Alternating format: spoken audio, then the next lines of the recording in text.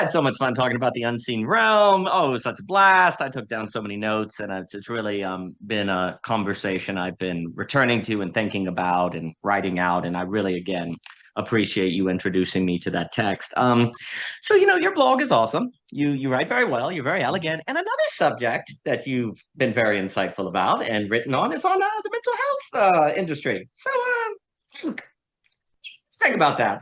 What's going on with the mental health industry, Luke? And as always, it's a pleasure to have you and to speak with you, Sarah. Thank you so much for coming.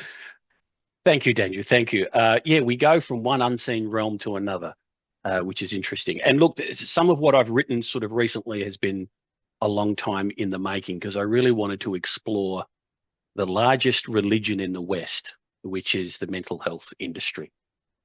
It is growing extraordinary, which, pros and cons with everything. But if you really look over the last kind of couple of decades, it really has come along in leaps and bounds. And so I thought it was a chance to really maybe have a little bit of a look at this again from a bit of a higher level.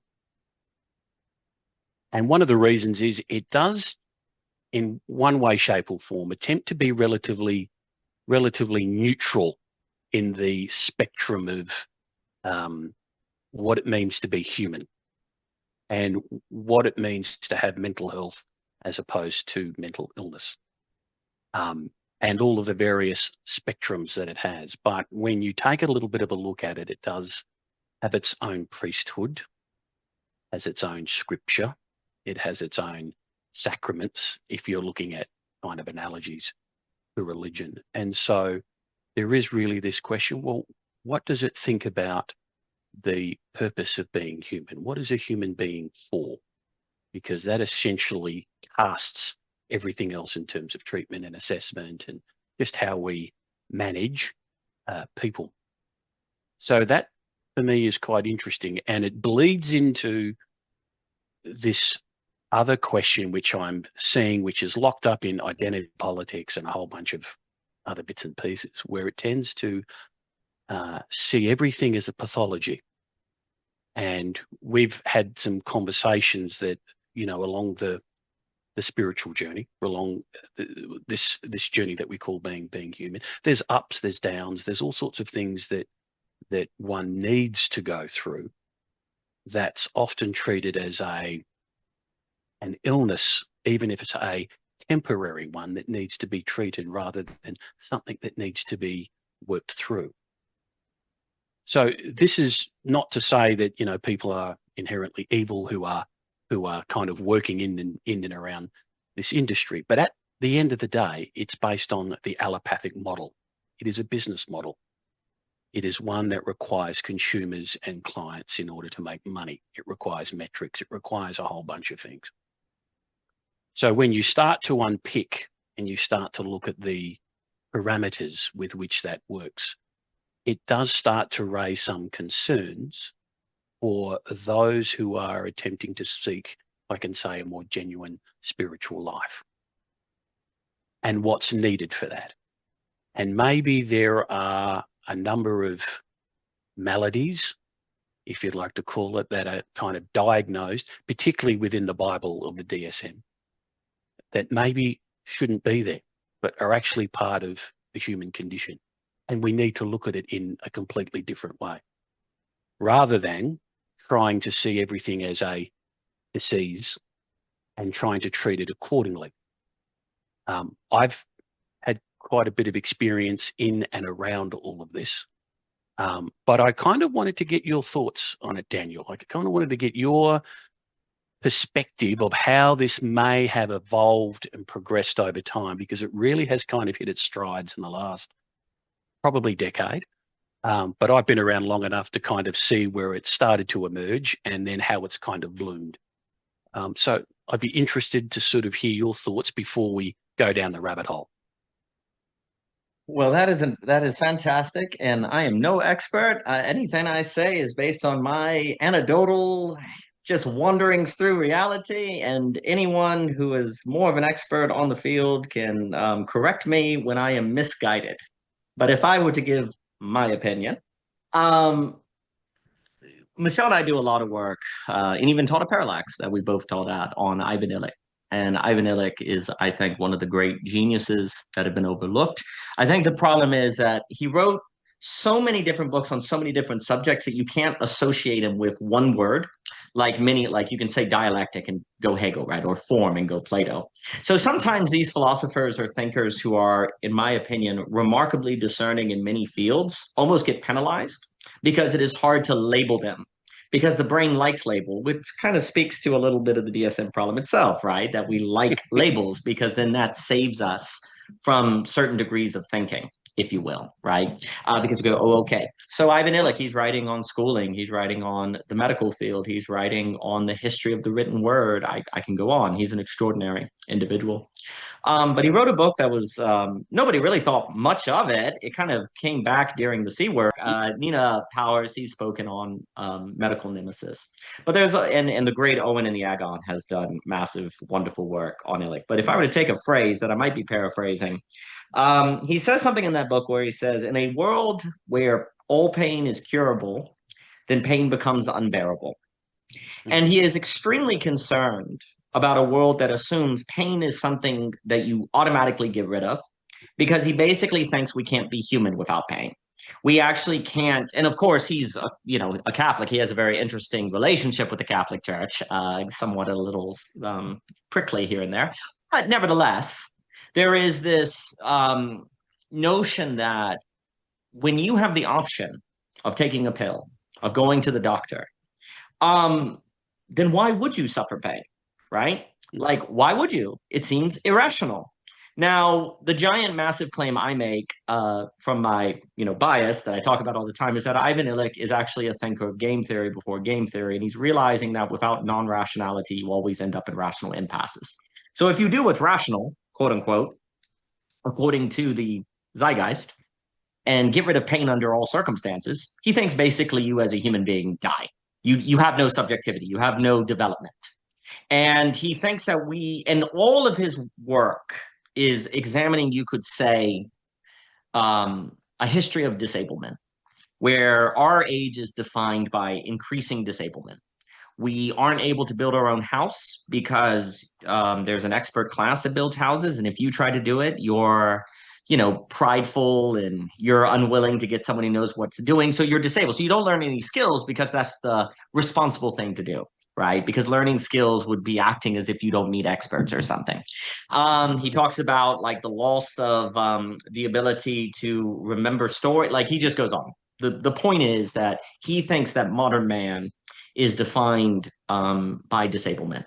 And he's very interested in how the healthcare industry is contributing to a spirit of disablement. Now, he is not writing when there is a mental health complex like there is. Now, there are people like Foucault have things to say about that, and Deleuze. That was one of some of the finer work in postmodernity was examining actually the way that we define sanity according to our zeitgeist. And the sane person is the one, and you talked about this in one of your blogs, the sane person is the one who's stable, who doesn't rock the boat, who can be a good consumer, who can be a good worker, right? We don't really care if your marriage sucks. We don't really care if you don't understand the meaning of life. If you're able to come to work and do a really good job, then you're a good citizen. So we define a good citizen as stable participation. And of course, Foucault with biopower, and all of that is warning about how the over medicalization of the human being is the death of the human. And they don't use the language that you used in your blog. And I have many more things to say, but I'll throw it back to you on any thoughts before I talk for 30 minutes. Not that I'll not do that. Is that there's this understand, like what you say is that we no longer have the possibility of transformation, right? Because we can't be transformed because we're treating all these things. Well, someone like Foucault, Deleuze, other people like that basically do see the topic as mental health as ground zero of the enslavement of the human. Like that's where subjugation begins. And the word is very interesting, the language subject and subject, like prisoner, right? And so all of them warn how power can operate in a way that leads to self-imprisonment because of how we define the same. Good mental health, being ordinary, being in our right mind, doing what we're supposed to do, that all of these actually are forms of how power operates. And they also, of course, another big thrust of postmodern thinking on its good days is the idea that the state has moved increasingly from force, where I hold a gun at your head and say, do this or whatever, to power, which is when you internalize your own subjugation, right? And that's how the state rather do it. It's really hard to make you do stuff with a gun to your head. If I can make you, do what I want you to do by your own subjugation, that's great. And so Foucault, Deleuze, and all those people are warning about it. Ivan Illich is very concerned about it. He talks about disablement. And the other thing that book studies, and Nassim Taleb brings this up, maybe anti-fragility, is the idea that one of the best ways to get sick is to go to the hospital. There's a strong correlation between getting sick and going to the hospital. And you would go, well, duh, Dan. The only people that go to the hospital are the people that are sick. No, here's the problem. It's the other way around. What happens is once you get the habit of going to the hospital, then it develops sickness because you create expectations and it becomes a self-fulfilling prophecy, right? And that is a logic of disablement. And then, of course, Ivan Illich does a whole study on the amount of deaths and sickness that are caused by healthcare. He does this, no one asked the question of how much illness does healthcare cost? Healthcare costs, right? And when you study that, you say, oh my gosh, healthcare causes a lot of illness, which is really strange, but it does. So my study is, I've read books like the Book of Woe. I've read various texts on, mental health and different things. I will not claim any sort of level of expertise, but from a background of studying those things that are dealing more with, I'll just say, traditional healthcare, it would not be surprising if the same model generated similar results in the world of mental health. And I think also the last thing I'll say is one of the reasons it can be difficult to discuss this because people think you're saying the doctors are bad people, the nurses are bad people. Well, that's where our last talk on principalities, game theory dynamics, all of that is super important. It's the institution creates a structure of incentives and assumptions of thinking. You assume categories, you assume logics. It's the principality that's more of a problem. So, for example, the assumption that pain equals good to get rid of. That seems pretty freaking rational. And what ends up happening is when you go into an institution, you absorb the metaphysics. And this is why philosophy is so important, is because you absorb metaphysics and not even know you've absorbed it. And so if metaphysics is the study of the category, what you're doing is you're putting pain under the category of always get rid of. That's how you're categorizing it. You're categorizing pain as, say, evil, right? As something to get rid of. Well, you just absorb that from the institutions. It's not because you're necessarily an evil person. You just absorb it, right? And then the system gets a logic of its own, right? So that's what's under examination. But again, it's hard for people when we don't even have habits of thinking unseen realms or principalities, which I do think has been a major, major mistake of Christianity. It's been one of the most problematic things that it's lost track of. It would help us think these problems. It would help us actually think these sort of dynamics. So those would be my opening thoughts, but I'll throw it back to you on anything. Yeah, no, wonderful. And there are so many places to go in that. I might just kind of bring it back Please. to that idea of social compliance. Yes. That's the idea of the purpose of a human, to get you to a level where you can just pay your taxes and not be a bother. The whole history of kind of mysticism and spiritual journeys right across all of cultures is that it is an outlier of all of that. To really go through something is to really experience the highs and the lows, but in such a way as that they are incorporated into whatever path or journey that you're on and not seen as a pathology.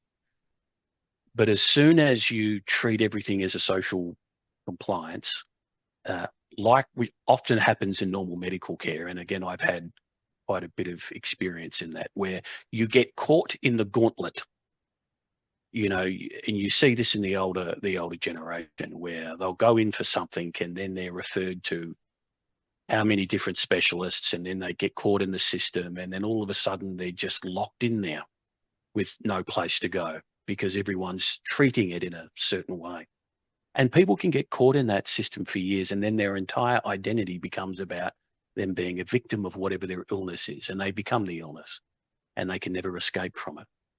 And so you have this also this sense of this prison being built around the self. I mean, when you hear about these things being spoken of, it's normally about being able to improve the self or be a better version of yourself, or this, but it's always cased in the prison of yourself rather than being able to transcend or transform.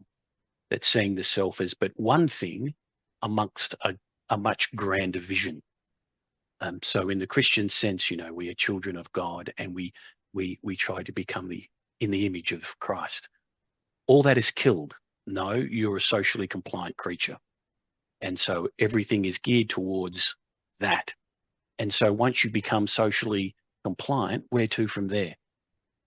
Where do you go? How are those needs fulfilled? They're not. Or is in the regulated kind of policy, you then need to venture out into the unregulated space, as they call it, where there's no support, no funding apart from what you end up seeing out there, which I think has all of its pros and cons. But coming back to your point around the rails, the parameters with which people are needing to work in, you can only work within your circle of competence. You can only work within the funding models or the policy frameworks. And because they are so numerous and all of those pressures are there, these principalities, I think there are lots of people trying to do good as best as they can in the tiny window that they have. But the overwhelming crushing force is that it pushes everything downstream and in a certain way. And so you're really seeing, I think, a growth of kind of so-called mental illness, because everything that steps outside of that ordinary social compliance, anything that does not make you a docile sheep, is considered a threat. Not only a threat to you, but a threat to society. So everything becomes a disease. And as soon as you begin to label everything like that, then all of a sudden you're starting to see the human as the pathology. The human becomes the virus. The human becomes the problem. And so you get back from what we spoke about last time in the unseen realm, where you're not being able to see the genesis of all of this in the order or its perspective that's needed, and instead everything ratchets down to how do we ensure that we get this human or a whole group of humans as quickly to social compliance as we possibly can. And then as soon as they're there and they're left there without the support that they need to move further, they inevitably slide back, and hence they're in this vicious circle of gauntlet running. And you see that. And of course, we see the rise in medications. We see the rise in a whole kind of bunch of things where it becomes more and more interventionist, because you're trying to alleviate, you're trying to produce an analgesic effect whereby it provides temporary relief, but long-term impacts. And I don't think we've seen that yet, as much of this has really been more focused, I suppose, over the last kind of couple of decades. We really, at the moment, don't have an older generation who, as a critical mass, that we're starting to observe the long-term effects of all of these things. I think we will in the next 10 to 20 years. But I've already seen and are witness to some of the effects now, and much of it is not healthy. And so there's this question, okay, how does one reframe all of this? And so that becomes interesting, because the momentum around all of this, where funding is put, policy guidelines, how everything is treated. And if you also look at the West about the fall of kind of religion and all of those sorts of things, is that there's nothing to compare it to, nothing to really begin to see, well, maybe are we on the right path here? Maybe is there something that we need to relook at? I think, though, and this is just my sense, is that we've gone a bit too far. To try to reverse course is no longer possible, but there might be some other measures to help course correct a little, so we're not so stuck in this paradigm of social compliance, whatever that might be, and that changes according to the fashion. And so then this begs the question, well, what are our values? What are these eternal principles that we need to stick by? And when you unpick all of that, as we have done, and say anything goes, or anything goes. No, very well said. There's a lot here that is extremely important. So, a lot of the people that kind of are behind belonging again, like Philip Reeve, Freud, all these in the field of psychoanalysis. What's very interesting is psychoanalysis really tied to, you could say, social analysis and the social condition. So for Philip Reeve, basically the modern world, as we've talked about before, is defined by the loss of givens. It's no longer given that your neighbor is Christian. They might be Hindu. And what that does is make you anxious because you're like, well, how do I know Christianity is true? And so you don't have a stability function. You have no way to quilt the psyche, you could say. And people like Lacan talk about all the ways we try to quilt the psyche so that we don't go crazy, basically. And so one of the things that Philip Reeve and all these people are pointing to is that there is something about first world societies, notably, because also Freud and Jung both kind of talked about how psychoanalysis was something that emerged not in second world or third worlds, but in first worlds, which are defined primarily as, I like to say, voice-based societies versus task-based societies. You're using a lot of language and a lot of speech. You're not really getting running water. You're not getting clean water. You're not building homes. You're a lot of those things are taken care of. And funny enough, an argument now, I don't have numbers to prove this or something, but of course that gets into the question of, is reality, numbers? But the point is, the argument that a lot of these people are putting forth is that there's something about the movement into first world nations that actually destroys mental health, or it challenges mental health. Now, they don't use that language, but it's more of the idea that it's difficult to quilt together the subject, the identity, to know what to think. And what ends up happening is, under that anxiety, you're more prone to join a strongman, to join an extreme political movement, to kind of let experts tell you what to think because you don't know what to think. You're likely to tribalize, to get away from otherness. So the point is, all of these thinkers are suggesting that we should actually expect, in an industrial society, especially as it moves away from tasks and it is increasingly pluralized, we should expect a lot of the most difficult work that will have to be done is going to be in the mind. And this isn't because they weren't saying this because there's going to be some mass chemical imbalance or something like that. They're saying that the condition of modern life creates anxiety because why, you're Christian, but they're not. How do you know Christianity is true? And when you try to talk to them, they take offense, and then you're nervous and you don't even know how to form community because people are busy and they're doing jobs and they identify with their job, and you don't have communal support. So you don't feel like you're quilted into anything. Therefore, you don't feel held together because here's also the critical point. The mind is always already relational. Like, it forms in relation. And if your relations are all crazy or not given, or they're all, when I say crazy, that they're not easily understood. You have to constantly negotiate your place in the social order. Then that creates anxiety. And anxiety manifests in a whole lot of ways. Anxiety can look like depression. It can look like perversion. It can look like it can look like a whole lot of things, right? And what's really important about this is, I think, one of the first problem that can happen when you talk about mental health is people are worried. Oh, so you're blaming the victim. You're saying that it's the people, it's their fault, right? Well, again, this is where the unseen realm talk and game theory is really important, because if someone in a game, if someone in a Nash equilibrium does the suboptimal strategy, which is the most rational strategy, is it their fault?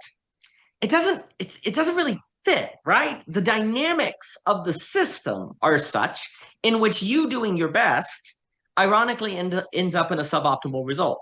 So likewise, a lot of people who end up, I think, like you're saying, notably older people who end up stuck in a kind of revolving door of, say, the healthcare industry, they did what was responsible. They did what they were supposed to do. They went and got treatment. It's not that they did what they trusted these people. They were vulnerable. You know, they went to they did what they were supposed to do. And no one around them told them not to. No one around them was doing anything different. So why would they think they shouldn't, right?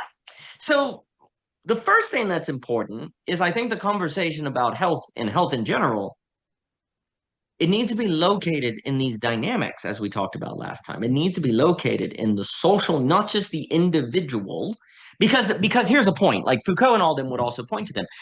The system, you could say, wants to make health an individual responsibility, because then it's your fault.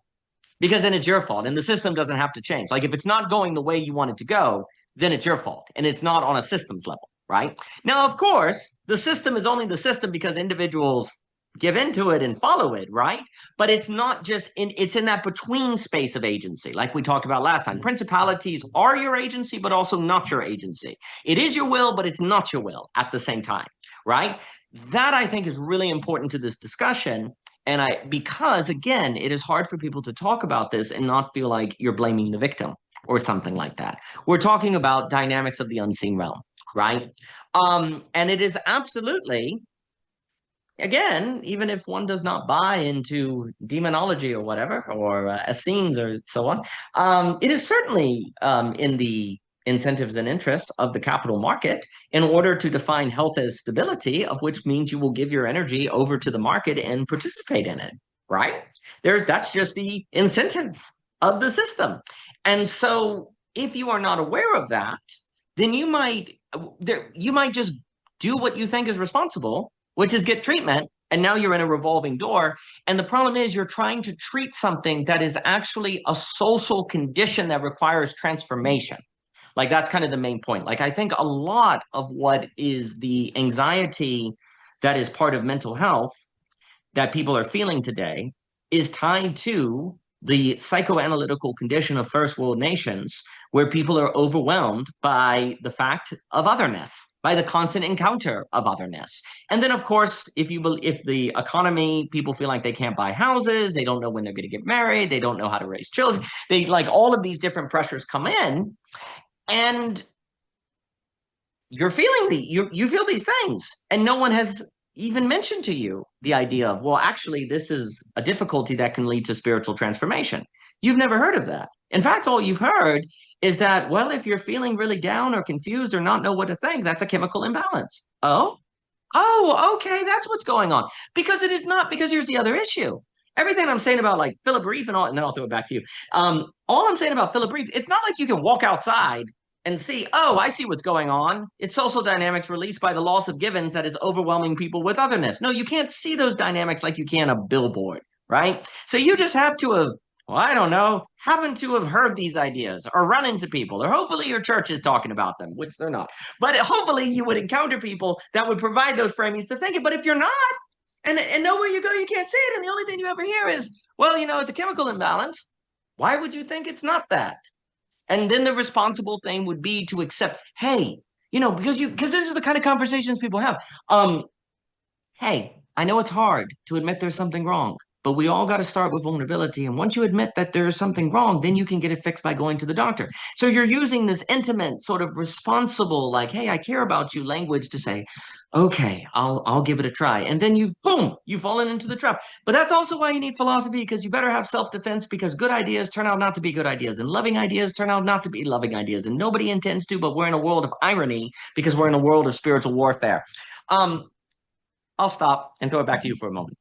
All of those are very interesting points. And it is really interesting that if you look at sort of third world countries, if you look at the material needs, and I can remember back when I was a boy, where much of your day was trying to ensure, you had food and all of those sorts of things. There wasn't much kind of money to go around, so you didn't spend on, there wasn't the Sunday trading, there wasn't this, there wasn't that. Much of what you did was at home, helping out with chores, all of those sorts of things. So it was very much engaging in the material world. And the wonderful thing about the material world, the physical world, the world of the body, is that it screams at you what's important and what's not important. And so it provides this very natural perspective. And you're quite right. As soon as we move from, well, our material needs are being met, then where does that energy go? What do I now do? And so in one sense, I see it that there is this surplus now of energy that we don't know what to do with because our material needs are being met. And so normally these things go in one of two ways. If there isn't some appropriate structural support for those people to, or for everyone really, to explore what that surplus of energy means. It either implodes or it explodes. And you see lots of the things in life where we try to expend that kind of energy, whether it's in work, play, sex, sports. There's just this abundance that we need to channel in some way, shape, or form. It's mostly unconscious, but there is a sense of, I need to do something. I can't just sit around. Most people can't just sit around. They've got to do something. And so then you really get into this realm. And if I kind of bring in the Gurdjieff and kind of Christian roots here, is that this is probably one of the first time in history where at a mass scale, we have the abundance of energy compared to our forefathers and mothers who were literally trying to survive every day. And then this question of what do we do with it? And that becomes and can become incredibly, incredibly burdensome. It's a big responsibility.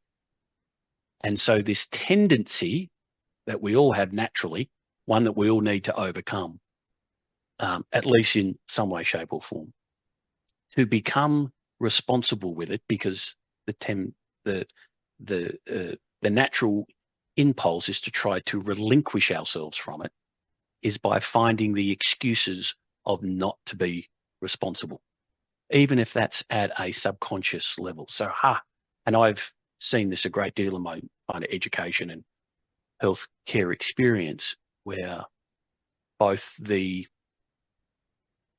framework of either mental health or the medical system is striving to find the diagnosis, striving to find the identity, striving to find that thing that you can then put a label on so that you become the victim, because then you can wash your hands and go, well, it's not my fault. It's in my genes, or it's just the world that we live in. So you have these, from what I see, these enormous tensions, what Gurdjieff would say, everything that's trying to keep us asleep, everything that's trying to make us a docile sheep, which is just compliance. Go along the path of least resistance. And then you've got this other stream, which I think is becoming more and more prominent. And what we view as mental illness is maybe an expression of that energy crying out to be used and transformed in such a way, as we hear about the prophets in the Bible, or we hear about saints, we hear about the sages, all of these persons in the past which have been the outliers who've gone through these extraordinary experiences, and it's only later on reflection does one go, that's the journey that needs to be taken. So I think in kind of one sense, this explosion, if you like, around the whole kind of mental health area is, I think, a natural consequence of nature, God, saying we can't all achieve social compliance. In fact, there is a need not to. There must be at least a critical mass of people who are going against that grain, who are swimming upstream to balance something out. And so this is the interesting space that we now see in the whole kind of globalization thing, where wars and all sorts of stuff is happening, is perhaps a symptom of all of this surplus energy that needs to go somewhere, and we don't know what to do with it. And so we naturally move into the realms of violence and war and all of the manipulation that marketing does and all of the politics, because that energy has to go somewhere. And one of the things which highlighted this to me many, many years ago was when I was working in government, working in politics, I had arrived at the conclusion that much of what government does is to find a way to absorb all of that surplus energy, so it's not directed at them, which all kind of boils down to the divide and conquer thing. Make everyone fight with each other. That'll expend and exhaust some energy. We won't be harmed. And so if you look at how politics is kind of moving now, in a sense, it's a reflection of that surplus energy. In a sense, we don't have our great war. We don't have our great famine. The Western world is fat and lazy. And so what do we do with that? No, very well said. I think thinking energy is important. So there is something about a first world nation is where all the energy goes mental. And if we don't know what to do with it, we break because it gets stuck, right? And so we don't know how to channel it. So psychoanalysis becomes the challenge of first world nations, right? And of course, look, it's a lot of psychoanalysis is very interested in religion because what did religion do exactly? How does religion exactly work, right? And Lacan's, looking at his Catholic brother, and there's all of this interest, and to this very day, there is all this kind of conversation between someone like a Peter Rollins or whatever, like the relationship between psychoanalysis and, say, Christianity and how these things can be thought. Peter Rollins will talk about people like Simone Weil and et cetera, so forth. And basically, too, to kind of look ahead, and I'll come back to this point. So basically, people like Foucault is like, hey, norms, the normal, the compliance leads to oppression. Well, the issue is if you get rid of all norms, then you could psychologically overwhelm people because they don't know what to do, right? So you need some amount of compliance. You need some amount of society. But how exactly? So here's the $1 million problem. How do you have enough norms to have structure so you can have social intelligibility, but not so much norms that then you get what we have now. You have the compliance takes over, right? It should be noted that a Nash equilibrium does open up doors if one can find the non-rational way of thinking to get through it. And thus, rationality was needed to create the Nash equilibrium, which is the opportunity of the transformation on the other side of it, right? So it is not that stability, compliance, and institutions actually have no role to play. The problem is they have a role of setting the stage for the transformation, for the non-rational, but they have a tendency to take over the stage, to overfit, to overextend, right? Yeah. And that gets into things like we make our tools and our tools make us.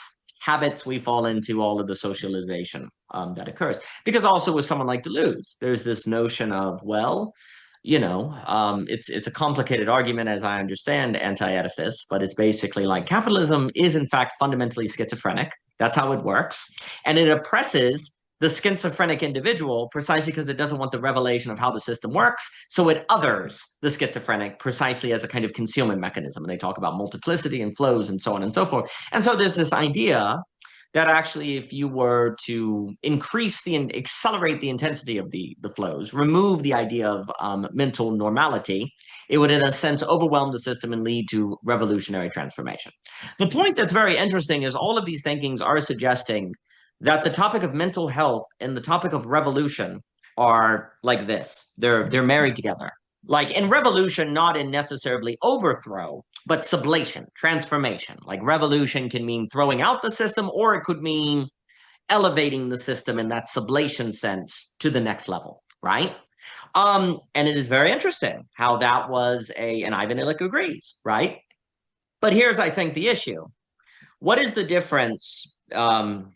What is the difference between what a Deleuze, a Foucault, and them are talking about as the kind of political revolutionary potential of removing the notion of the mental normal and, say, the mystical in Christianity? Or, what is the difference between mystical transformation and a transformation that actually is kind of like that? It is suggesting a need for something like that, but it doesn't necessarily have the spiritual tradition by which to support it, if you will. It seems, I guess this would be the kind of the hanging question, and then I'll talk about what you were saying on responsibility that's really important. Basically, it seems extremely difficult to have the mystical transformation that is needed so that we're not enslaved to compliance, that does not overthrow the social norms necessary for the social order to not devolve into chaos, right? And that's always the sweet spot of the mystic. The mystic is someone who doesn't think like the system, but they still observe the church, quote unquote, the Holy Spirit. They still honor something over them, right?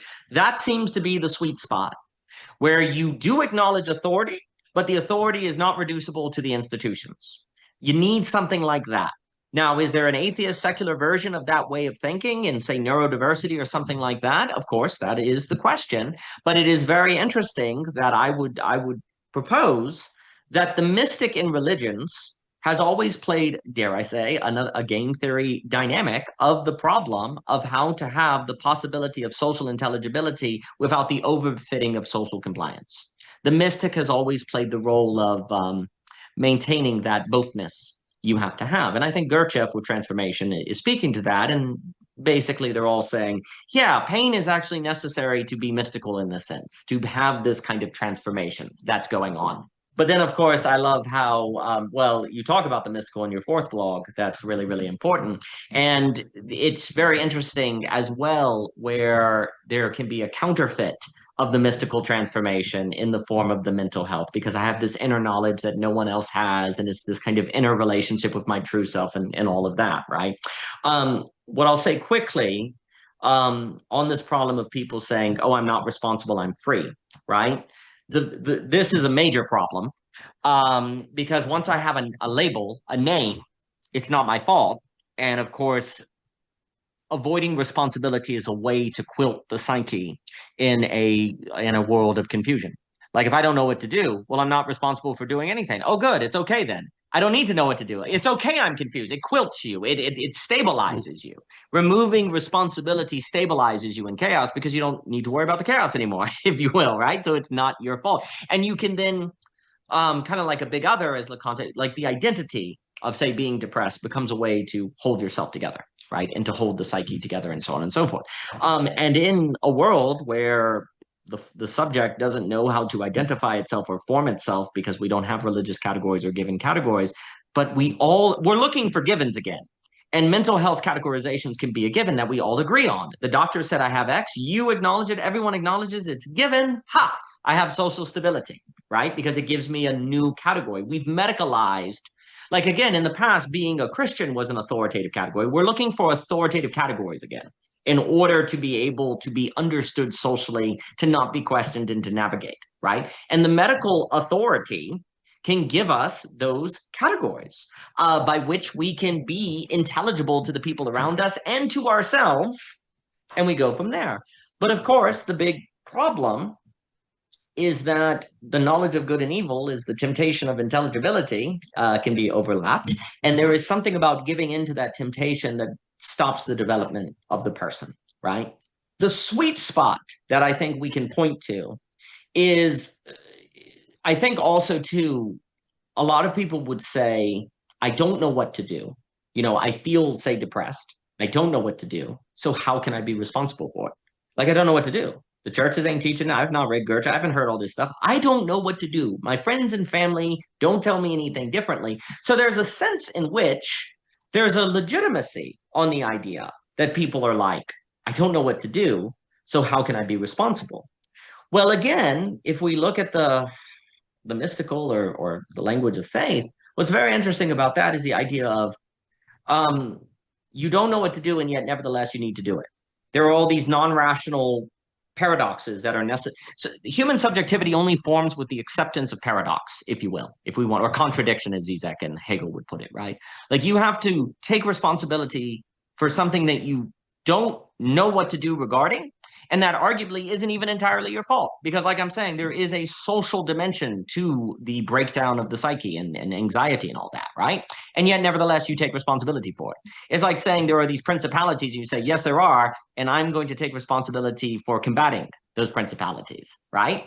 Well, no one would blame you if you said I won't, because you didn't summon these principalities. You didn't create the first world nation. You didn't make those trade-offs. Your parents did, right? Generational curses, if you will, right? So there's a sense in which it's rational to claim you're not responsible. But that's the problem. Dynamics operate by doing what is rational as opposed to doing what is courageous. And so, I mean, a lot of like mental health is tied to courage, because what courage allows you to do is say, I'm going to take agency, I'm going to claim agency and exercise agency regarding that of which I could get away with not taking agency regarding. And in fact, I may get complimented for not doing it, and I make it status, and I make it understood. And in fact, if I take agency for fighting, you know, these mental struggles, my family may be mad at me. If I, you know, like they might be upset that I don't go take a pill. They might be mad at me. And I've experienced it. Like, so there's a bunch of things too. Now, this is just anecdotal. I've seen tons of people who have basically tried to not go into the mental, the industry, and their friends and family are mad at them for not doing it, right? They're made to feel like a failure. I've seen people want their parents or their friends to be labeled mental illness because I've seen people use it as a gaslighting tool, right? There's a problem in, say, the relationship, but rather than work on the relationship, the guy will say something like, well, you're just bipolar. That's why we have a problem. And when the woman's like, no, I'm not bipolar, it's that, you know, we've never sat down to figure out our values as a family and how to talk together. And it's like, yeah, of course you would say that. And so it's used to gaslight. And then what ends up happening, say the wife may go or something may say, well, okay, just to make my husband happy, I'll go get the checkup to see what's wrong. And then the problem is, because of how the incentives are, they're probably going to get a diagnosis, and the husband would see, I told you, I knew there was something wrong. And so now we have basically a prison. This stuff is used in relationships, unfortunately, as leverage against people so that they don't have to change. And then someone out of love may accept that categorization just to make their spouse happy when, well, now they're entrapped. They're in this structure. So those dynamics are very much at play. Now, again, the other side of this, and I know I'm going on, but I'll throw it back. The other side of this is like, you know, when we worked, dealing with people who had been, in sex trafficking or had been victims of, horrible sexual violence. A lot of these, many of these people had hoarding problems. Many of these people did have, the inability to get out of bed in the morning. But of course, this was tied to the fact that they were a victim of sexual abuse, right? Can you say maybe there is a chemical imbalance, but what caused the chemical imbalance? Well, the sexual abuse. And so there's a call. You see, there's an energy here, and the person, of course, can't, like a lot of people that struggle with hoarding that we work with, they can't throw away the thing. It's like they can't stop the chain of associations that they associate with that item. So they go through this whole story, and that also becomes something, it's as if they can't stop it because of the trauma they went on. So they have no agency, so they can't stop their associational change. Now, I'm no expert. That's just how I experienced it. They feel like they have no agency, so when they go to throw something away, they can't stop themselves from thinking about the 20 years of memory. And then by the time they're done talking about it, and they need to talk about it, they can't stop themselves from talking about it. And then after 50 minutes, they put it back on the table and they'll throw it away tomorrow. And so it just goes on and on and on, right? So there's certainly, I think the problem also becomes is that the category of mental health is so freaking vast that is covering so many different things, right? And also, too, there's also an issue with a lot of the people we worked with, a lot of people we worked with, they didn't heal until they had community. Like they didn't heal until they had community. And they needed a community of people that could help, like them go, like could help clean their apartment slowly so that they would escape these associational prisons that they were in, right? And up until that point, they were given pills, they were given different things. And I don't know, could you get a pharmaceutical and that accelerate the process by which you heal if you have community? Maybe. I'm no expert. I would be very surprised if the pill can do all of the work that the community needs to do as well, right? And I think that's part of the assumption. So again, it's like so, for example, as another Ivan Illich, a lot of people today, as soon as they have a headache, will take a pill, to feel better, like ibuprofen or something like that. Ivan Illich warns about that. Like you get into a habit, headache, therefore take pill, right? Because you get a habit of as soon as you don't feel good, seeking treatment, right? Which creates dependency and disablement and all of those different things. But Ivan Illich, if you're in a car wreck and your arm is cut off, of course you go to the hospital to get surgery because it's just an objective fact. You're going to bleed out, right? So he's not saying hospitals are bad, because if they're not there, then when you have this emergency situation where you're going to die unless you get surgery, that's different. But he points out that we're not able to think there is a big difference between taking a pill every time you have a headache and going to get a surgery because you're going to bleed out, right? These are different matters. We don't have the ability to tell the difference anymore because you could argue, then I'll stop. You could argue that the ability to tell that difference almost requires the transformation that Gurdjieff and Illich to have the standpoint to see the difference. But if you don't have that transformation, then you're stuck in this place where you can't see those differences. So then you can't tell like to what degree you should go to the expert or you should seek treatment or not, or what things. And again, like someone who has these terrible hoarding problems or individuals we work with that basically have split personalities, um that is clearly some sort of mental phenomenon that is occurring. But many of these people you worked with in community, and but now there was patience, and there was these different things. But to separate the relational dynamic from it as well is very problematic. Now, there's a lot more to be said about that, but those are some thoughts that I'll stop with right there. Yeah, no, I agree. Emergency medicine is not healing or healthcare, Right. and they're often Yes, confused. exactly. Something that's is in an acute phase that needs to be addressed immediately in some way, shape, or form is very different from long-term healing and healthcare. And I think that's it. It all just kind of gets lumped in Yes. as the one thing.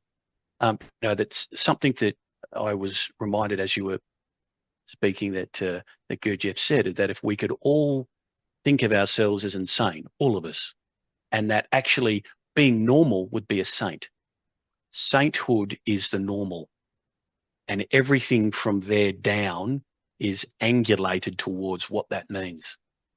And some of these issues that you were talking about, where people are trying to deem under all of those sorts of things, end up taking a bit of a backseat to none of us are normal, but it requires this reframing of what does it mean to transform. And that's very much a religious thing, which often the mental health care religion tries to not become one by then reducing everything to this social normalcy.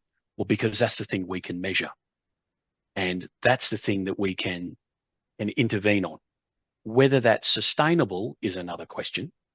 But while that becomes the norm, while that becomes the mainstream, while that becomes funded and all the policy agendas around it, all of the stuff around sainthood, around being having the support and the structure and the methods to transform for those who really feel that need become marginalized. And so it's seen as kooky and odd and all of those sorts of things. And so therefore and I've seen this in the complementary health area that I also used to work in, where there was essentially a big push was in its interests to ensure that complementary health is marginalized, that it's something other than what real health is, rather than being complementary. And so you end up having this well, if I don't go with the mainstream, if I don't run that gauntlet, if I don't go down that revolving door, and I want to seek something alternative because the mainstream is not helping me, even if you consciously realize that, it then becomes a bit of a taboo, a risk in order to do that. And so you have all of these inbuilt kind of mechanisms that just constantly force people or tell people what they should be going to, rather than perhaps what they need. And this kind of comes to your point about the conditioning. And this ends up what's happening, and certainly Gurdjieff talks about this, is that once we start to accept the conditions rather than putting it into question, that doesn't mean we rebel, kind of anarchy. But a question is the most dangerous thing in the world. Because as soon as you begin to question, well, okay, probably this is about me, but also maybe it's about the conditions with which I live. You then have to confront a number of things that might cause friction, both for yourself, both for your family. I've certainly been through that myself as another coercive measure to put you back into the docile sheep phase. So it is, I think there's this this balance between there does need to be norms, but what are those norms? There does need to be something stable as a key social reference point. But when that reference point is essentially just social compliance with whatever the social norm happens to be, which changes from moment to moment, that whole system by itself generates the anxiety needed to keep the perpetual client and to keep the business model running. I agree. And the energy is definitely used. What ends up happening in modernity is the mind creates a whole lot of energy because it's not going toward tasks. And that energy can basically create a perpetual machine if it's directed toward the system. And that, in my opinion, is what Deleuze is kind of pointing to as the constant flows, the intensification of flows. And basically, the goal becomes, and again, he's using schizophrenic in a more, kind of open way, but there's basically the system wants to make everyone schizophrenic, to have this kind of split personality between the norm and who you are and these different identities. Like he says a lot, but the idea is that then creates an energy that creates a perpetual motion for the system. And capitalism is just really good at channeling flows in its favor by making schizophrenic subjects. Now, that what he means by schizophrenic is obviously not identical with the individual who is a schizophrenic, but you can think of it as a kind of mode of being that creates a lot of split mentality, that then that very split is energy generative. And I definitely, Guattari and Deleuze is pointing in that direction. And I think one of the biggest debates and questions is the comparison of psychoanalysis with what they call schizoanalysis, which keeps me up at night. And then I'm like, oh gosh. I have this ongoing joke that I try to escape Deleuze. When I first read him, I'm like, I can't stand this guy. And then I'm like, dang it, he was right about that. And then I'm like, no, he's not. And then I go away, come back 3 years later. I'm like, dang it. And the Lacan, the Hegel, look, it's a running joke. Anyway, I think in general, identity threatens transformation. And humans are supposed to be transforming things. Like we are transformations, becomings, to use that Hegelian language. We are to be, saints are this becoming, right? Like everyone is supposed to be a saint, is the Catholic word. Everyone's supposed to be a mystic. These things go together, right? So we are supposed to be a becoming, right? A ongoing, the question is the character, how do you have a social order that can facilitate everyone to be undergoing their transformation without losing the ability to be intelligible to one another? Because if I transform, because, as Peter Kreeft points out, and I think this is generally the case, as we become more ourselves, we become more one of one, like works of art. We become more original, where we are our own origin, white stone name, as Revelation puts it, right? And Luke will talk about the other Luke, Thompson. But this idea of this one of oneness that we find, right? So in my opinion, human transformation, like this transformation of the subject, and I think I'm freezing, so I'll pause. Good.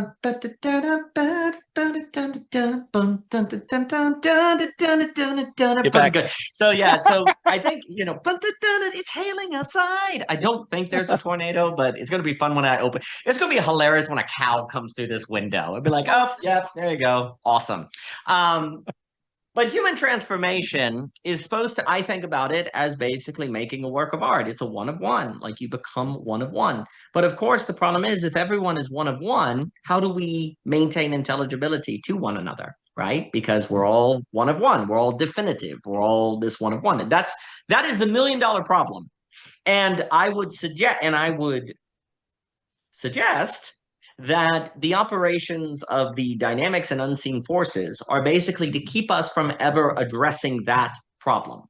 That is the entire name of the game, if you will, of the unseen realm, is to make us never, ever, ever be able to solve the problem of how each of us can be one of one, and yet nevertheless we have a social order. We maintain intelligibility to one another. If that is never solved, if you will, then you will never have Holy Spirit. You will never have communities of Holy Spirit in scale. We'll never see the full potential of what humans are capable of. Giant claim, but that is at the heart of belonging again for me. And so the question becomes, how do you do that? And what I would say is that the three areas to take, and I'm quite partial to Thomas Jockin's framing of this, and we talk about it all the time. There are three categories, we could say generally, that if norms take over, you're done. You're in huge trouble. These are three areas you want to keep norms out of. Like structure is outside of these realms. And if you maintain structure outside of them, you'll be able to have transformation, but social intelligibility at the same time. Yeah. The three areas are beauty, health, and friendship. And that goes back to Aristotle. That goes back to classical thinking. What we need in order to transform into our one of oneness without losing social intelligibility is a constant relation to beauty, which of course is more of the beatific vision, the mystical. It's a fundamentally mystical term in Plato and Aristotle. It does not mean mere symmetry. It means the mystery that's always compelling you forth. And of course, this beauty creates energy. It attracts, it moves the sun and other stars. So it's also an apathic character to it, all of that different stuff. Florensky, you could also put in there. So beauty. The next one is, of course, health, which we are pointing to, and health in the the classic sense is not merely, of course, survival, but it's tied to thriving, it's tied to energy, it's tied to natural health, it's tied to environment, it's tied to design, it's tied to a society of health is flourishing. It's thriving. It's the ability to not just not get sick. It's the ability to create energy, which of course is a big thing for Gurdjieff. Like this ability to actually generate your own energy. You're talking with someone and suddenly 4 hours go by. You know, you're working on something and you're so taken in the play of it. Like play and health strongly go together. And so that becomes a major area. All three of these create energy. And they create energy and they channel energy versus get it stuck into your side where it blows up. And then, of course, friendship is relating to people not merely for their utility or their categorization, but for as an end of themselves, for themselves. And there's a social relationship in friendship that is very different from coworker or obligation or blood. It is a chosen interaction that then affords a way of socializing. And here's the key to friendship. Friendship is where you go, oh, I know I don't understand you. That's awesome. We have something to talk about. The one of oneness becomes exciting. Friendship changes one of oneness and mystery into a wonder versus a terror. Whereas my only way of relating to a person who I don't understand without friendship is as stranger, as threat, as someone to keep away. Friendship changes the people that you don't understand into something you're glad you don't understand, because that's something wonderful to be part of, to pull you along, like to encounter more wonder, to encounter more beauty in one of oneness, right? So Jockin emphasizes those categories. I like those categories. And I definitely think that when norms define beauty, define health, and define friendship, you're in huge trouble, because those are the three areas in which human becoming and human transformation really is pronounced and really comes out. And is really and then of course you can have a system for the economy around those three. But the problem is the system for the economy tends to see opportunity in those three. So it jumps in and takes them over and replaces friendship with social media and association. It replaces health with management, and it replaces beauty with pleasure. And they lose all of their depths. And because these three are actually, all three of those are infinite and their potential, well, it's infinite markets then. So it goes on forever and ever. So we have to defend. So this is what I'll say, and I'll throw it back to you. We as people basically have to steward and defend from rationality with non-rationality, from the system, the areas of beauty, health, and friendship. If we don't defend those areas, if we then they're going to get taken. They're going to get captured, to use that Deleuzian phrase. And once they're captured, we're no longer going to be able to transform. We're no longer going to be able to become, and we're not going to be able to deal with the problem of belonging again, which is the question of how we can all transform into our one of oneness, and yet nevertheless still relate, nevertheless still have a social order, nevertheless still have a church, if you will. So I'll pause and throw it back. Yeah, no, they are all good points. I mean, it just got me thinking. One of the reasons why I entitled all those blog articles as the mental health religion is because everything is a religion. Mm. Everyone has one, even when they say that they don't. Because it really is, what way of life do you kind of profess to? What do you worship? What do you praise? What do you give thanks for? I mean, all those kind of elements are there, whether it's the material life, whether it's fame, fortune, kind of doesn't matter. And so what I've sort of found is that when you try to separate these things and go, well, there's kind of religion on one side that deals with the transforming thing, whatever that is. And then we've got this mental health industry, or whatever you want to call that, that deals with the normalcy thing. Then it becomes very hard to relate the two, because you end up having all of these sorts of issues that we've just spoken about.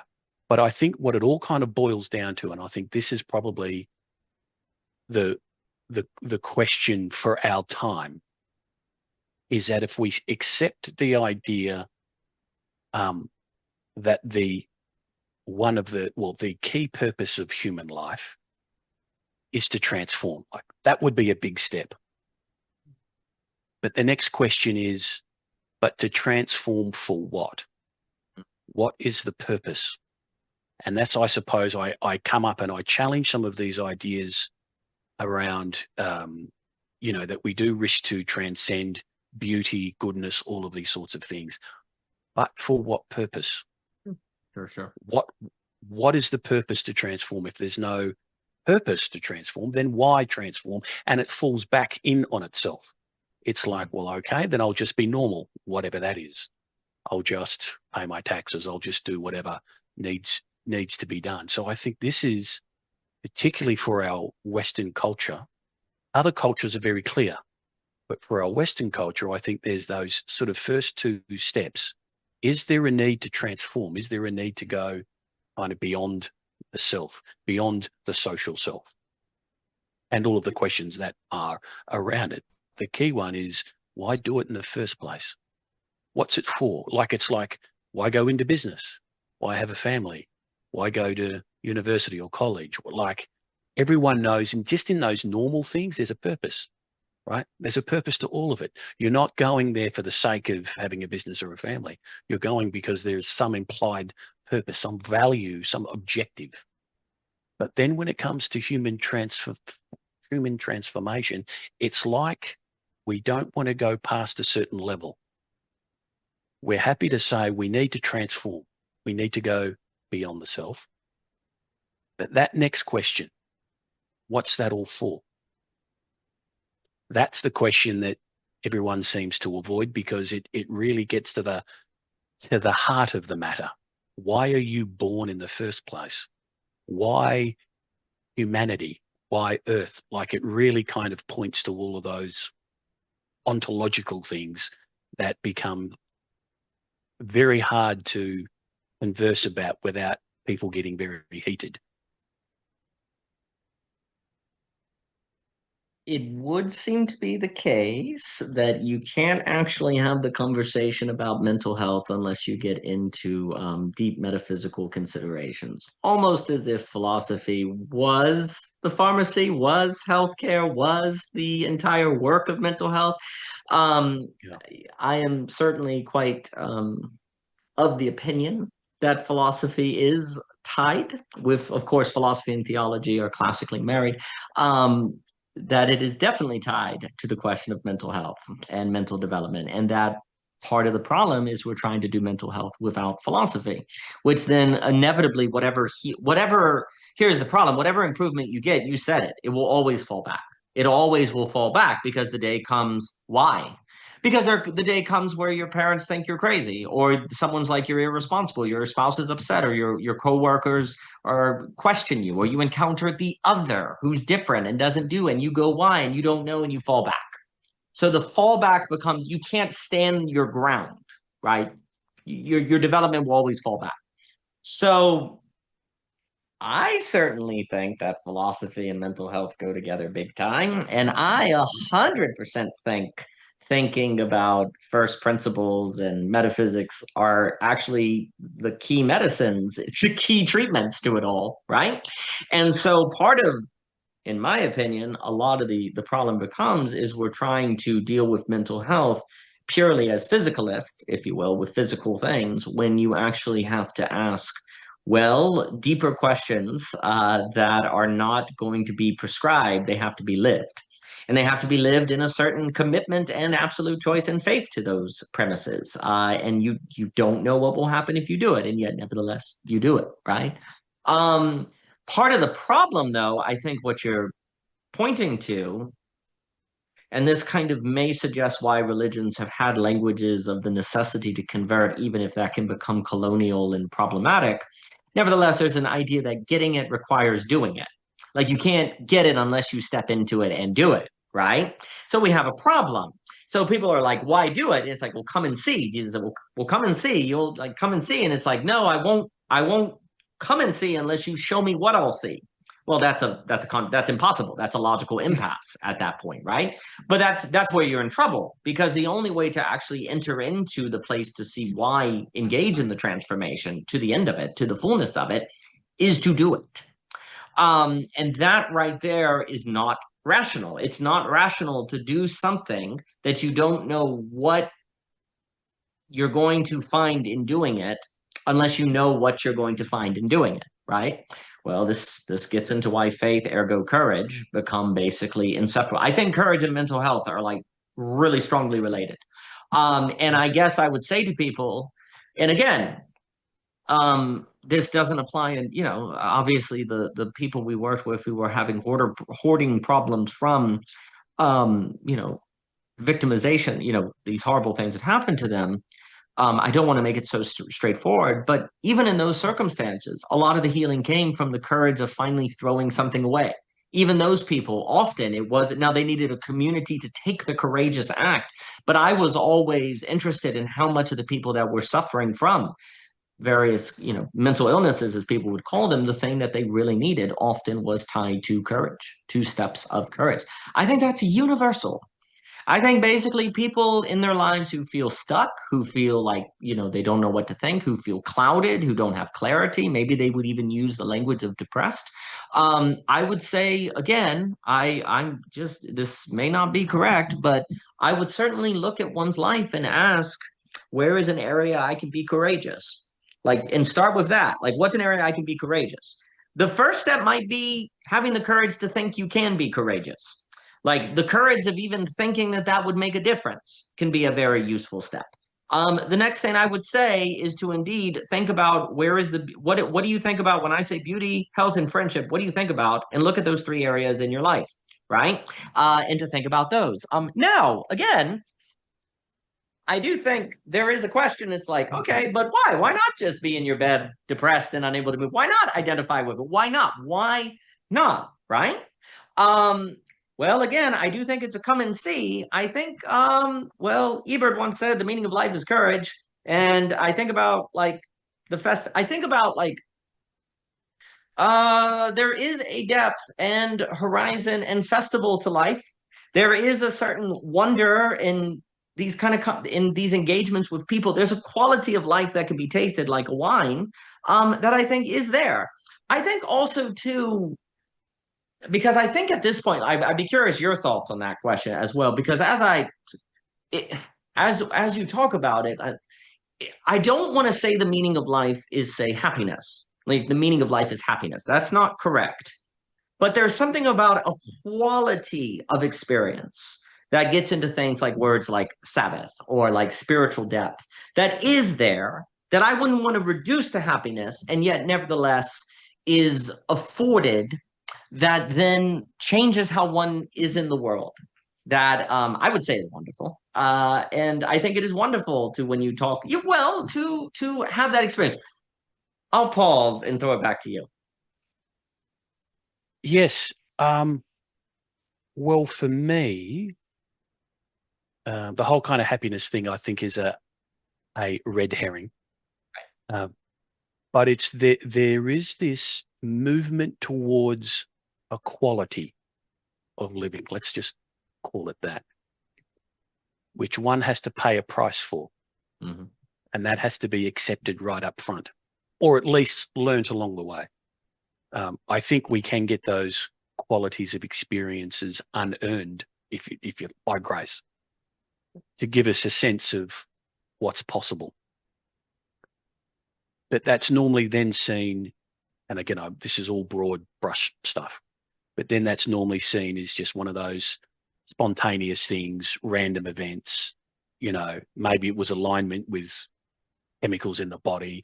They're kind of explained away as sort of aberrant. But it's that quality and everything that goes around it that enables a different way to live inwardly, at the very least, which really is the striving for mystics, for saints. It's this.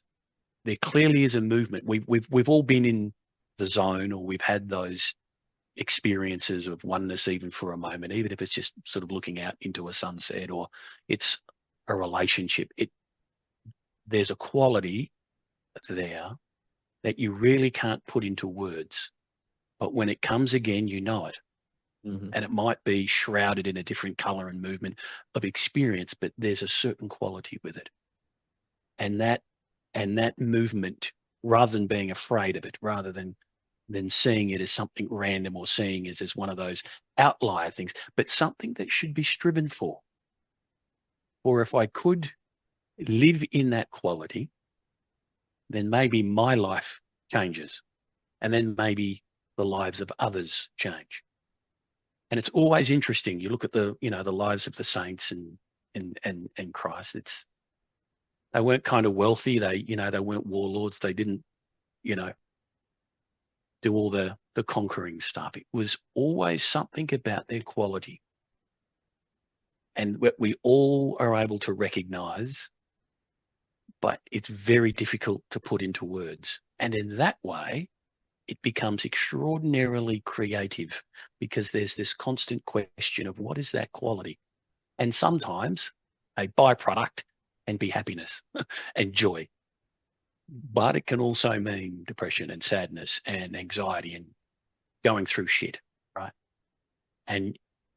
But that quality somehow, and I've certainly experienced this myself in groups, that if there is a quality there, particularly in community, something can be a support, because I might not have that quality, or it might be absent in me, or I veer away from it, but somebody else might not. They might be there for a moment, and then someone else is there for a moment.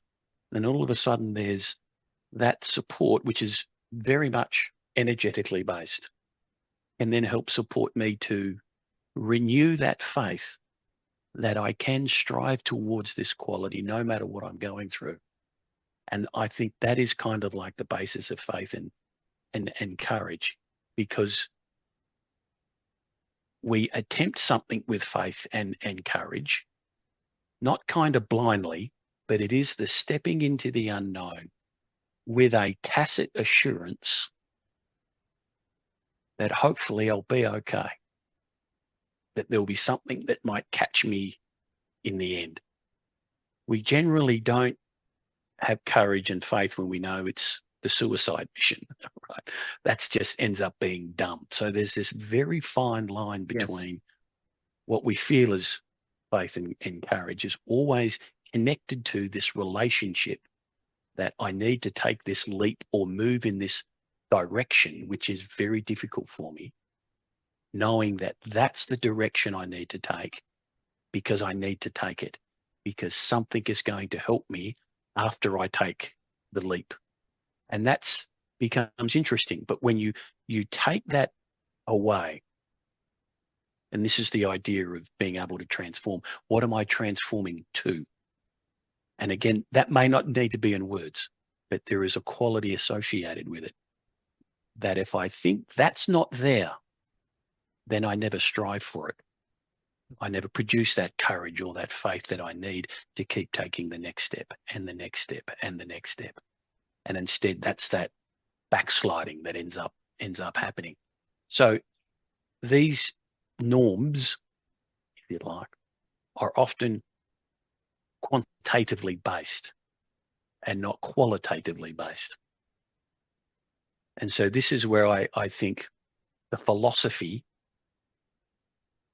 and what we call mental health, or just healthcare in general, is there's a big gap there. Because the larger the gap, the more it slides down, the more it slides just into a realm where it's only what can be measured, it's only what's in the physicality of things, and it will miss all of these other things.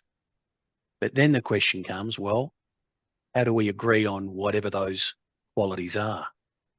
And then how do we strive for them? And that's inherently messy, as we see with the history of the saints and the history of the mystics. There might be some general principles that get you so far, but after that, very much a unique and individual thing, yet it has that same commonality of quality.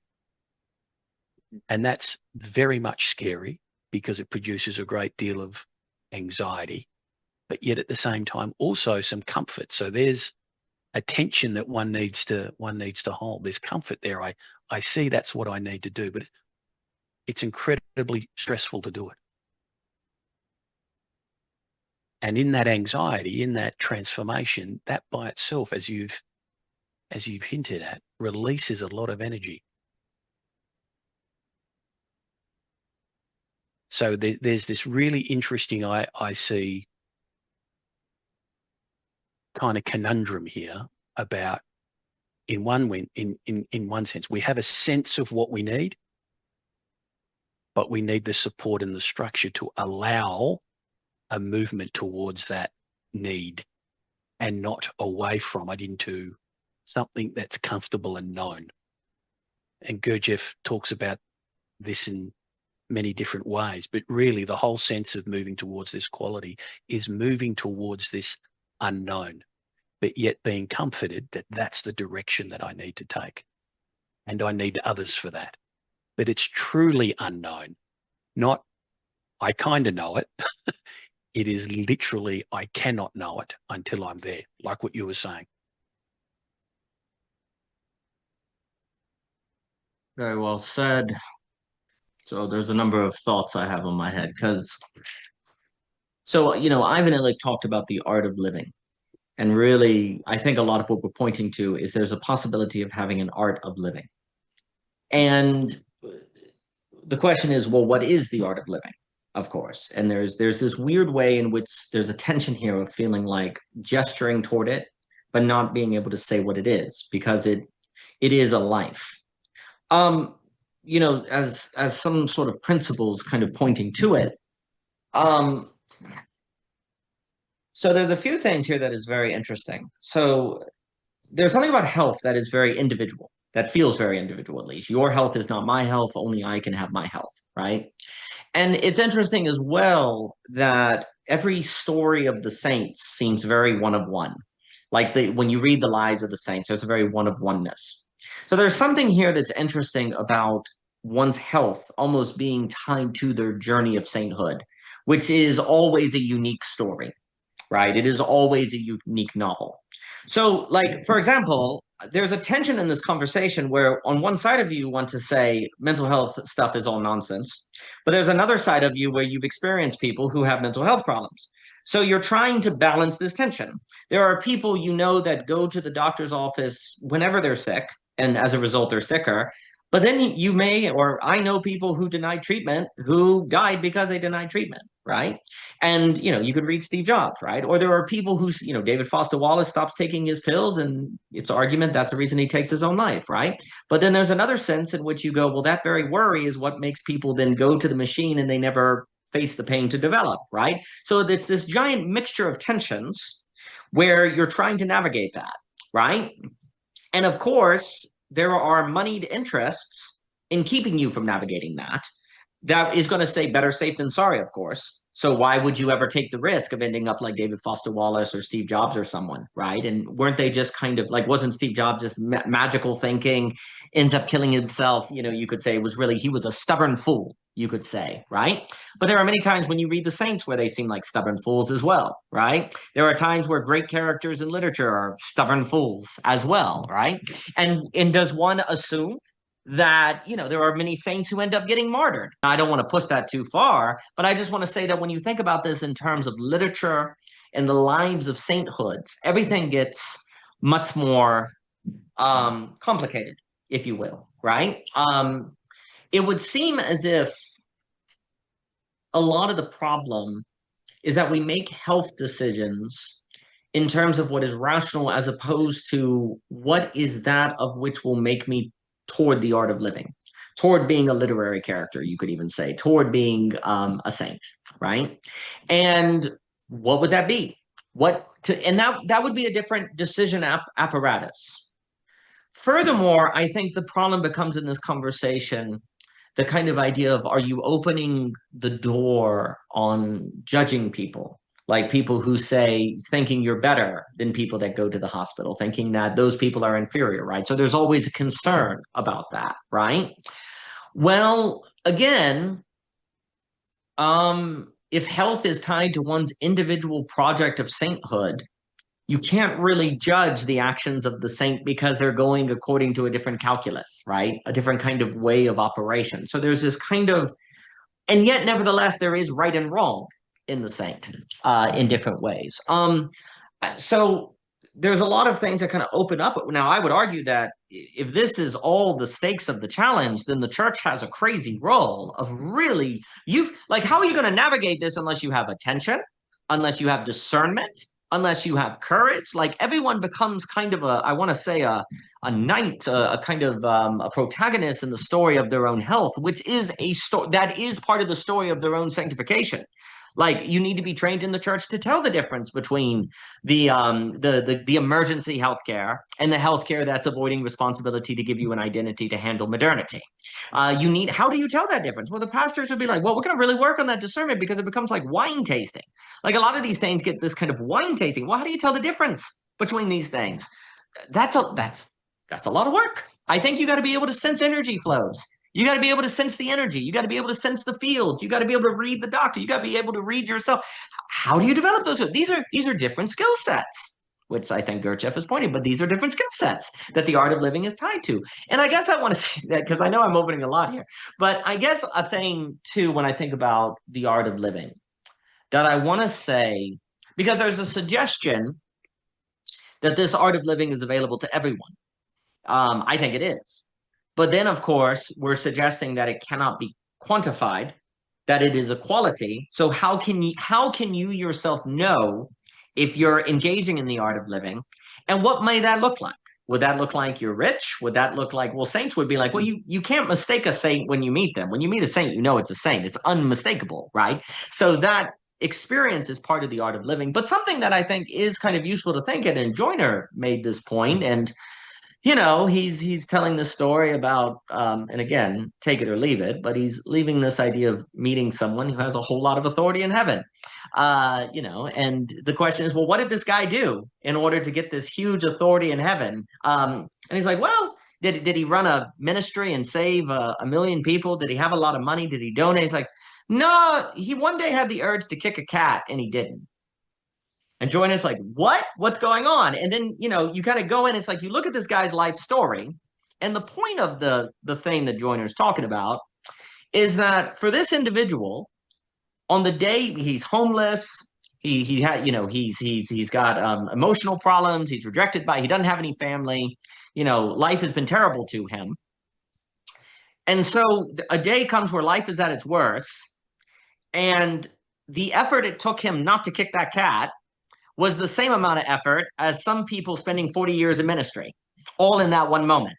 And so for that individual to not kick that cat was the fullness of the art of living. Whereas for someone else, it can be the 40 years of ministry or something else, right? Now, to what degree one accepts that idea or not, I think there is, dare I say, in tradition or mystical ideas, that there's something about that is true.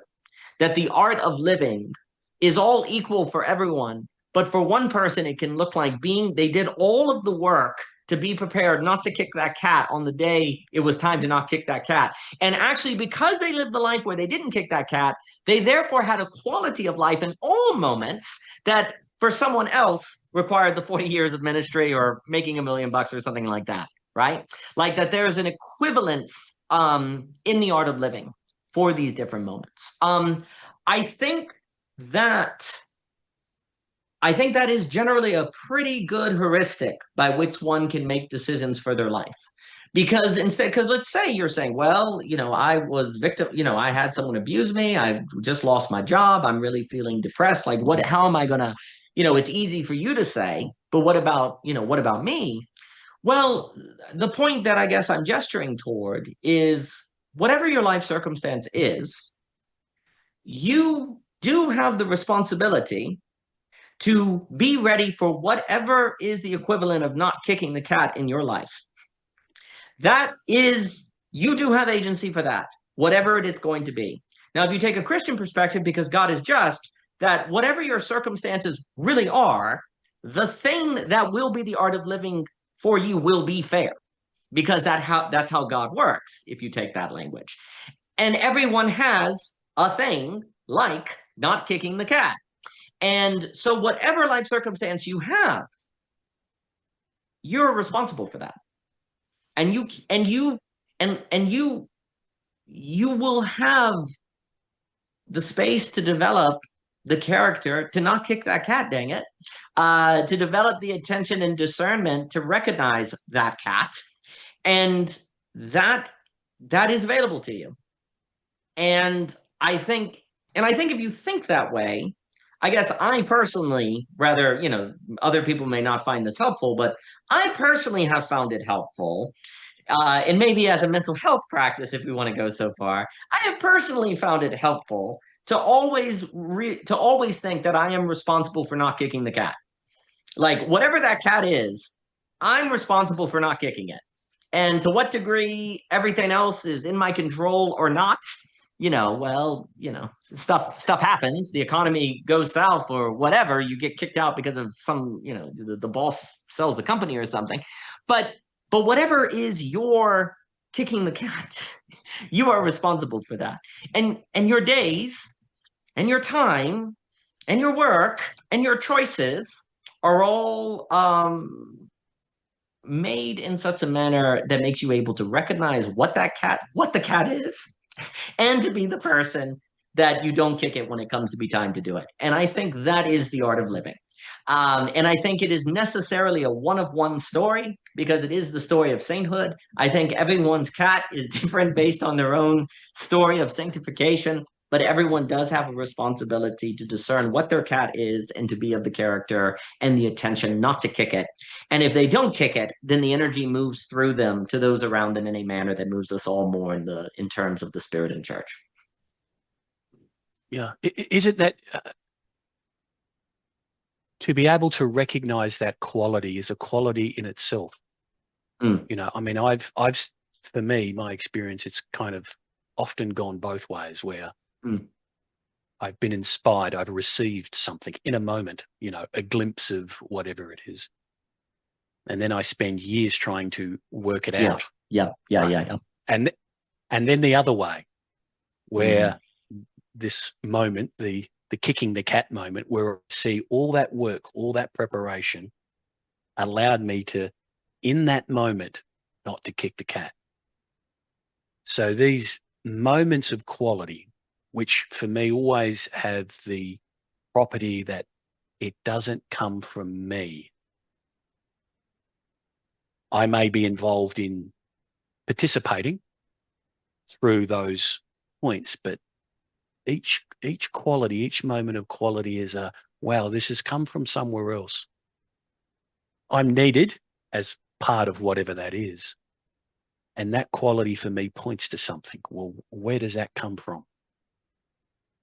But if it's contained within no, that quality comes from me, it then gets trapped inside of the ego, inside of the self, and I never attribute, maybe, perhaps, it's come from another place, maybe an unseen realm. Maybe it's trying to speak to me in a way that I understand, which is, don't kick the cat. That might be a big thing, right?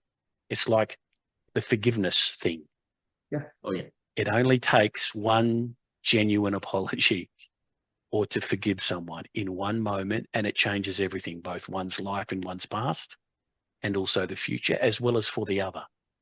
Just one moment, if I can really forgive. But yet, how much does it take to come to that point? And then what flows on afterwards? So these the art of living, maybe, at least in one sense, for me, is these moments of quality and trying to recognize them and maybe try to understand where they come from and how I participate in them. So I do kind of recognize that my not kick the cat moment is maybe a step into that process of transformation that I need, and not just as a moral thing that I need to do.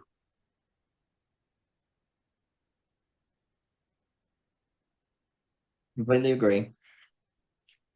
Jan Zwiggy, at the end of her lecture, The Experience of Meaning, says that what humans long for is an insight so powerful that they must change their lives, like the Rilke poem. Beauty, I don't think you can maintain in the right way beauty, friendship, and health unless you feel an experience of something that is not reducible to your agency. Like if beauty feels reducible to your agency, it's not it. If your health feels reducible to your agency, as opposed to participation in an unseen realm in the right way, that health would be tied to that, then it becomes problematic and capturable. And so it goes with friendship. If friendship does not feel like a spiritual participation in Holy Spirit, a communion of saints, then they die. Right. And actually looking at someone like Deleuze, the argument would be that beauty, friendship, health, and again, I'm not saying those are the only categories. I just find them useful categories to start with, at least. Basically, those areas will be captured in the Deleuzian sense for the system, unless your relation to those things feels primarily qualified by an experience of something beyond you. I just simply think this is true. Rather, you don't believe in God or God exists or not, if you don't experience your life as somehow not reducible to your agency, I do think you don't have good mental health, quote unquote. You don't have a good relationship with beauty and health and friendship, and you're not able to deal with first world society. First world society, you will not be able to swim in its waters without drowning, alluding to the psychoanalysis, unless you've had an experience of a determination of something beyond you. Because Philip Reeve said it very well. He said, human beings do not long merely to choose. Humans long to feel chosen. They long to feel chosen. And he's emphasizing the religious experience. The religious experience, like the key for healthy religious life is not people who have all the right dogma or propositions. You can encounter those people in religion and be like, you're very repressed. You have psychological problems. It's very, very clear. Is the people in the religion who you meet just like, oh, that person experiences life with a certain something beyond them pushing them, a certain chosenness, you can say, which of course is a language that runs risk of the ego, but they don't experience it ego. When you meet those people, it's not egotism to them because the thing that chose them is not them. It's beyond them. In fact, it's ultimate humility. Like this feeling of a chosenness means, wow, I'm nothing. And so, but it gives direction. The humility gives direction. So it doesn't tend to go into the egotism. But the point is, we require, in my opinion, for our mental health in a first world society, an experience of a certain determination. And in my experience, when you have that strike, that insight, unfolding that is it kind of almost like a gradient gets tied into the not kicking the cat. Like they kind of lead into one another. Like the insight confirms itself in the not kicking the cat. Like it goes around and around, and they kind of work together in many ways, I think. However, the emphasis on not kicking the cat can be important on the days when you don't feel the mystical ecstasy. It can be very important to emphasize that when you only have the memory of that experience. And so it's like, remember, even if I don't feel that chosenness per se, I still need to work on my attention to not kick the cat. But I think they work together in powerful ways. So the question then becomes the following: how does one live their life in such a way that increases the probability of having an experience of the unseen realm? How do you live in such a way that increases the probability that you get this insight, or what I've called apprehension, or strike of beauty, or this bam, that then you must change your life, as the Rilke poem goes, right? How do you increase? Because the argument that is being suggested is, which I do think is true, is basically quote unquote mental health which is thriving, not merely survival, I don't think the subject thrives unless they have an experience of the inside, of the strike of beauty, if they don't have that. So, what can one do, and this would be healthy, what can one do to increase the probability of that occurring? This is a massive question that Michelle and I are really interested in with Philosophize Your Life and different things. For step one, I would certainly say put yourself in environments that are full of people that seem to have had that experience. Go surround yourself with people who have had that experience. Be around those people and just watch them. Pay attention to them. You feel like you're like, you feel like everything's a mess, you don't understand. Well, find those, just be around the people that seem to have had that experience. Now, maybe they didn't. Maybe it's all fake. But be around them to find out it's fake and then go to the next one. And then go to the next one. And where are the places those people hang out at? What do those people do? Do those people read books? Well, maybe you should read books. What do those people do? They go to church? Well, maybe you should go to church. What do those people do? They do a lot of stuff that doesn't make you money because they think it's important. Well, start doing stuff that you think is important even though it doesn't make you money. Because apparently the ability to exercise agency for something that you value for its own sake, I think, is a massive step for helping mental health. Like, if all you do in your life is something that you only do because you get paid for it or other people say that you're supposed to do it, then you don't quilt yourself. But when you say, no, I'm going to write poetry, even if I never get published because I think it's important, then poetry is going to be a big deal for you. Or I'm going to take walks in the woods because I think it's important to. I don't get paid for it. I can't explain it, but do that thing that you want to do that you can't explain to anyone. I think that goes a long way toward mental health because it makes you a you. You're like, there is something here actually that is able to attend and value and make decisions. There is something here that I can strengthen, like tearing a muscle. This is a giant claim.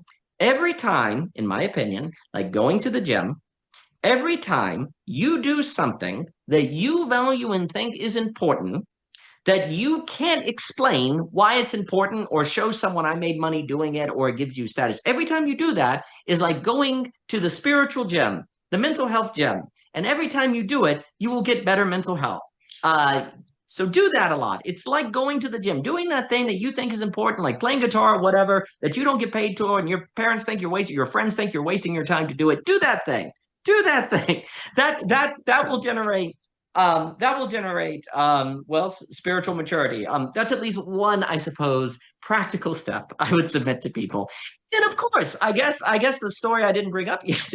I don't know where the time get. I'm looking at the time. I always enjoy speaking to you, Luke, and I really appreciate this conversation. And I hope people listening to it also see how I think it's directly related to the unseen realm conversation. Like, basically, to summarize it, to the degree your life is at the mercy of the unseen realm, as opposed to thriving in the unseen realm, will have a impact or be manifest in the topic of mental health, like that they strongly tie together. And you could argue there's even social health, that if it feels like the world's crazy and everything's going apart, that's on the social level what's happening on the individual level with mental health, which is all tied to the dynamics and the lack of control in the dynamics and agency. But yeah, I guess the last thing, Ivan Illich, and then I'll throw it for you for anything you'd like to say. I always appreciate speaking with you. Ivan Illich had, and Carly will talk about these. He had like a bump on his throat that was apparently very painful, probably cancerous or different things, and he chose never to get it treated. Chose never to give it treated. Now you could look at that and say, well, that's a dummy. That's a kind of idiot, stubborn fool. But he decided that it was his cross to bear.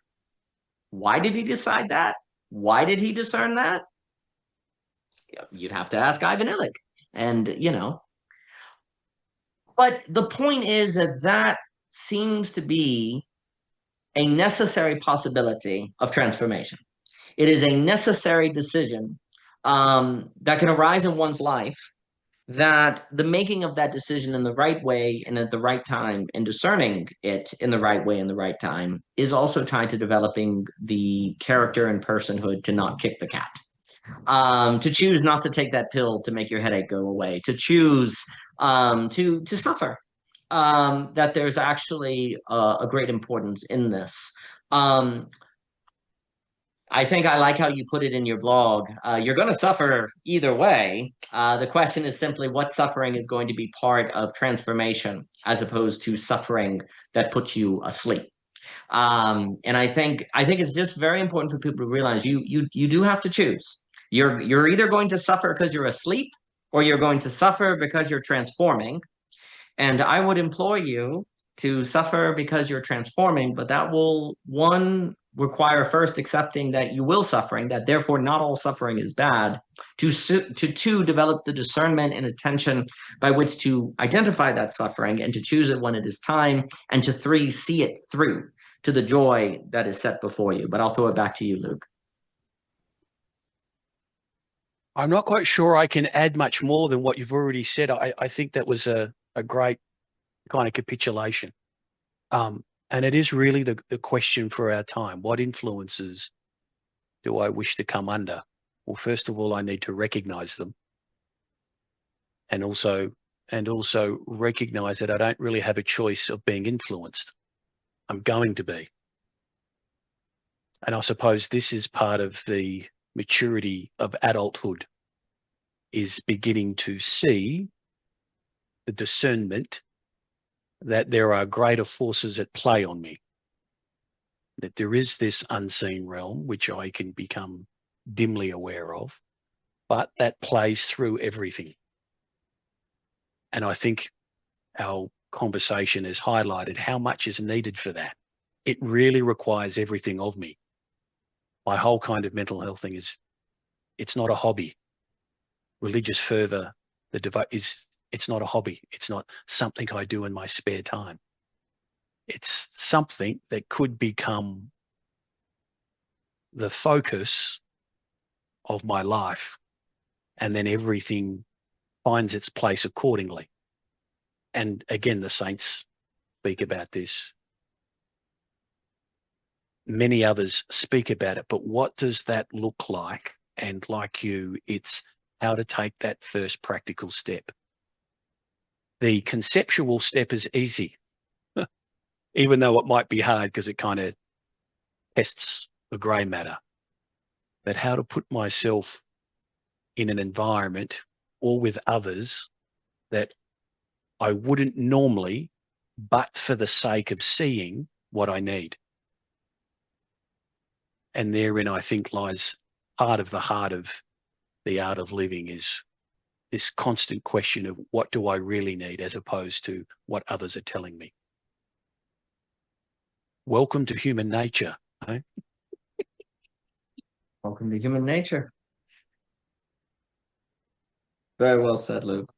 Well, Luke, I always enjoy speaking with you. I have so many notes. I'm gonna be thinking through this because now I'm thinking a lot about health as the one story of sainthood. It's like really thinking about health as the story of sainthood, to be the artwork that is the one of you, in that it presents great obstacles and challenges, though, that if one meets with courage can lead to one indeed not kicking that cat. Thank you so much, Luke. I've enjoyed it immensely. Thank you, sir.